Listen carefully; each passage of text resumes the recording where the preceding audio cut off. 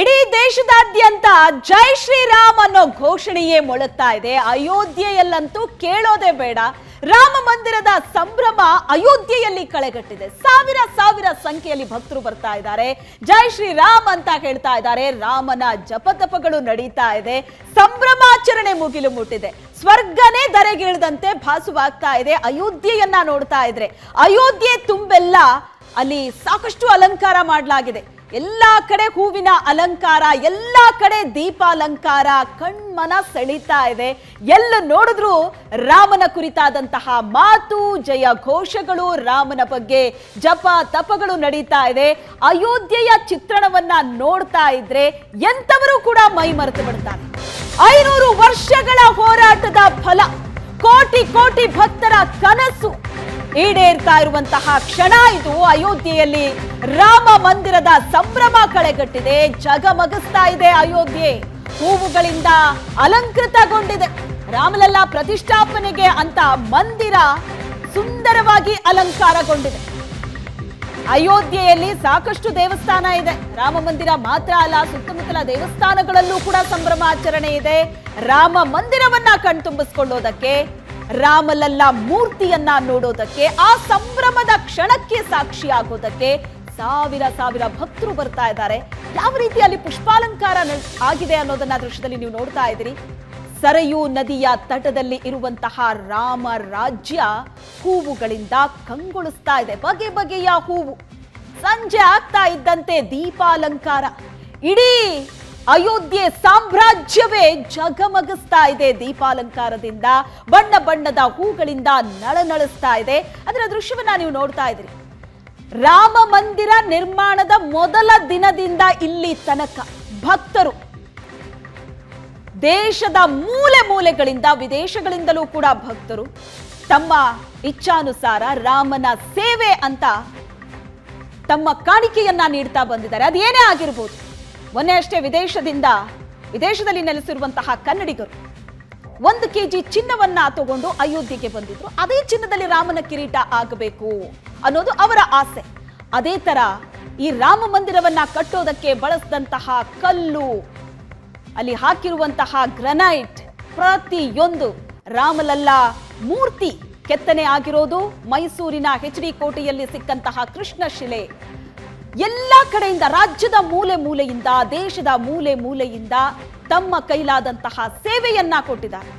ವೈಯಕ್ತಿಕವಾಗಿ ಕೊಟ್ಟಿದ್ದಾರೆ, ಸಂಘ ಸಂಸ್ಥೆಗಳ ಮುಖಾಂತರ ಕೊಟ್ಟಿದ್ದಾರೆ, ರಾಜ್ಯಗಳಿಂದಲೂ ಕೂಡ ತಮ್ಮ ಸೇವೆಯನ್ನ ಅಲ್ಲಿ ಅರ್ಪಿಸಿದ್ದಾರೆ. ಇಲ್ಲಿ ಹೂಗಳ ಅಲಂಕಾರದ ದೃಶ್ಯವನ್ನ ಕೂಡ ನೀವು ನೋಡ್ತಾ ಇದ್ರಿ. ಅಯೋಧ್ಯೆಯಲ್ಲಿ ರಾಮೋತ್ಸವ ಸಡಗರ ಕಳೆಗಟ್ಟಿ ರಾಮನ ಊರಿಗೆ ಸಹಸ್ರ ಸಹಸ್ರ ಸಂಖ್ಯೆಯಲ್ಲಿ ರಾಮ ಭಕ್ತರು ಬರ್ತಾ ಇದ್ದಾರೆ. ಕೆಲವರು ಸ್ವಯಂ ಸೇವಕರಾಗಿ ಬರ್ತಾ ಇದ್ದಾರೆ, ಕೆಲವರು ರಾಮ ಮಂದಿರವನ್ನ ಕಣ್ತುಂಬಿಸಿಕೊಳ್ಳೋದಕ್ಕೆ ಬರ್ತಾ ಇದ್ದಾರೆ. 500 ವರ್ಷಗಳ ಹೋರಾಟ, ಸತತ ಹೋರಾಟದ ಫಲ ಅಲ್ಲಿ ರಾಮ ಮಂದಿರ ನಿರ್ಮಾಣವಾಗಿದೆ. ರಾಮಲಲ್ಲಾ ಮೂರ್ತಿಯ ಪ್ರಾಣ ಪ್ರತಿಷ್ಠಾಪನೆಗೆ ಕ್ಷಣಗಣನೆ ಶುರುವಾಗಿದೆ. ಭಕ್ತರಲ್ಲಿರುವಂತಹ ಸಂಭ್ರಮ ಮಾತಿನಲ್ಲಿ ವಿವರಿಸೋದಕ್ಕಾಗ್ತಾ ಇಲ್ಲ. ಅಲ್ಲಿ ನೋಡ್ತಾ ಇದ್ದೀರಿ ನೀವು ದೃಶ್ಯದಲ್ಲಿ, ಯಾವುದೋ ಒಂದು ದೃಶ್ಯ ನೀವು ನೋಡ್ತಾ ಇದ್ದೀರಿ. ಆದ್ರೆ ಅಯೋಧ್ಯೆಯ ಮೂಲೆ ಮೂಲೆಯಲ್ಲೂ, ರಸ್ತೆಯಲ್ಲೂ ಕೂಡ ಇಂಥದ್ದೇ ದೃಶ್ಯವನ್ನ ನೀವು ಗಮನಿಸಬಹುದು. ತನ್ನ ಜನ್ಮಸ್ಥಳಕ್ಕೆ ರಾಮ ಮತ್ತೆ ಮರಳ್ತಾ ಇರೋದು. ಸಾಕ್ಷಾತ್ ಅಯೋಧ್ಯೆ ಸಾಮ್ರಾಜ್ಯ ರಾಮ ಆ ಕಾಲದಲ್ಲಿ ಇದ್ದಂತ ಸಂದರ್ಭದಲ್ಲಿ ಹೇಗಿತ್ತೋ ಅದೇ ರೀತಿ ಈಗ ಇದೆ ಅಂತ ಅಲ್ಲಿನ ಜನ ಹೇಳ್ತಾ ಇದ್ದಾರೆ. ಆ ರೀತಿ ಭಾಸವಾಗ್ತಾ ಇದೆ. ಪುರಾಣಗಳಲ್ಲಿ ಯಾವ ರೀತಿ ವಿವರಿಸಲಾಗಿತ್ತೋ ಅದೇ ರೀತಿಯಾಗಿ ಕಣ್ಣಿಗೆ ಕಟ್ಟಿದ ಹಾಗಿದೆ ಅಂತ ಹೇಳ್ತಿದ್ದಾರೆ ಭಕ್ತರು.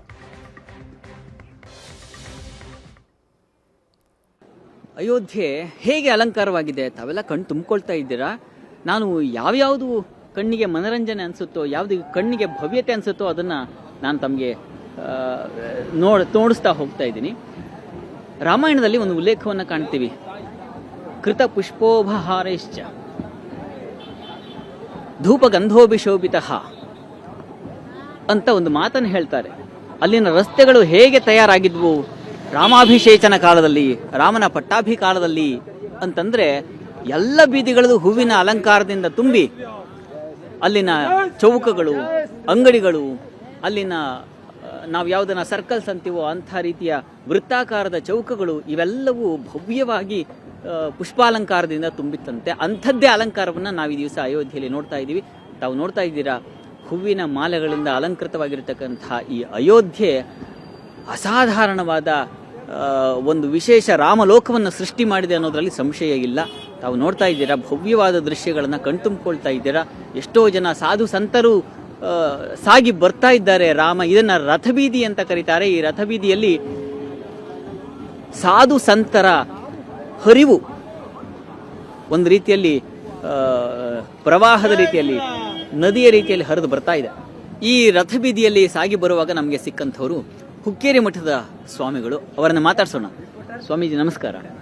ಹೇಗನ್ನಿಸ್ತಾ ಇದೆ ಈ ದಿವಸ ರಾಮಕ್ಷೇತ್ರವನ್ನು ನೋಡ್ತಾ ಇದ್ರೆ ತಮ್ಮ ಮನಸ್ಸಿನಲ್ಲಿ ಉಂಟಾಗ್ತಕ್ಕಂಥ ಭಾವನೆ ಏನು? ನಮ್ಮ ಭಾರತೀಯರಿಗೆ ಬಹುದೊಡ್ಡ ಕನಸಿತ್ತು, ರಾಮ ಮಂದಿರ ನಿರ್ಮಾಣ ಆಗಲಿ ಅಂದ್ಕೊಂಡು. ಬಹುಶಃ ಕನಸನ್ನು ನೆನಸು ಮಾಡ್ತಕ್ಕಂಥ ಒಂದು ಅಪರೂಪದ ಕ್ಷಣ ನಾವು ನಿನ್ನೆನೆ ಬಂದಿದ್ದೇವೆ. ಬಂದಾಗಲಿಂದನೂ ಕೂಡ ಎಲ್ಲರನ್ನೂ ನೋಡ್ತಾ ಇದ್ದೇವೆ.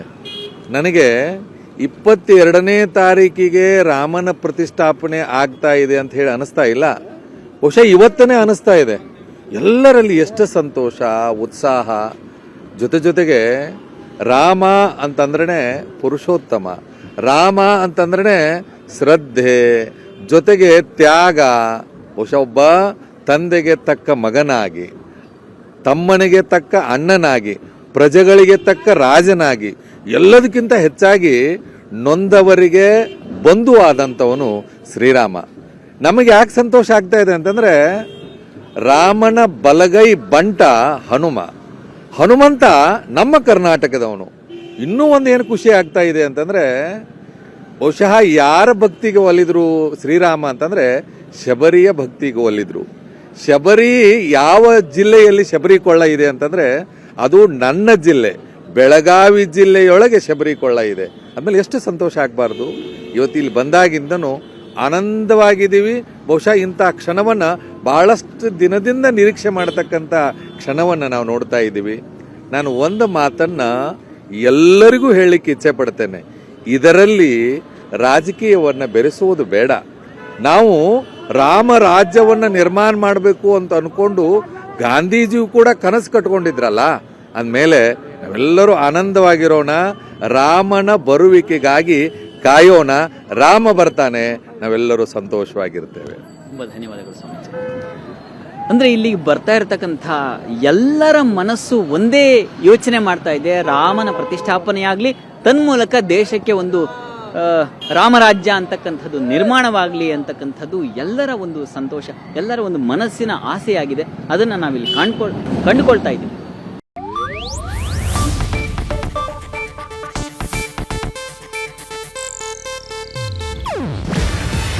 ಇದು ಏಷ್ಯಾನೆಟ್ ನ್ಯೂಸ್ ನೆಟ್ವರ್ಕ್ ಪ್ರಸ್ತುತಿ. ನೀವು ನೋಡ್ತಿದ್ದೀರಾ ಏಷ್ಯಾನೆಟ್ ಸುವರ್ಣ ನ್ಯೂಸ್.